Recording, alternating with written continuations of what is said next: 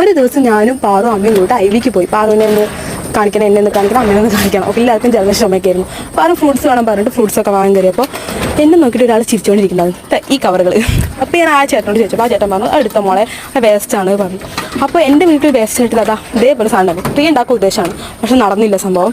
അപ്പോൾ ഞാനത് അവിടെ ഉപേക്ഷിച്ചിരിക്കുകയായിരുന്നു. പക്ഷേ ഇത് കറക്റ്റായിട്ടോ, ദൈവം ഓരോന്നിനും വിധിച്ചിട്ടുണ്ടാവും പറയില്ലേ, അങ്ങനെ ഇതിനു വേണ്ടി വിധിച്ചതായിരുന്നു എൻ്റെ ഈ ആപ്പിൾ സാധനത്തിന്. കവറിന് എന്താ പറയാൻ എനിക്കറിയില്ല, അവിടെ പറയുക.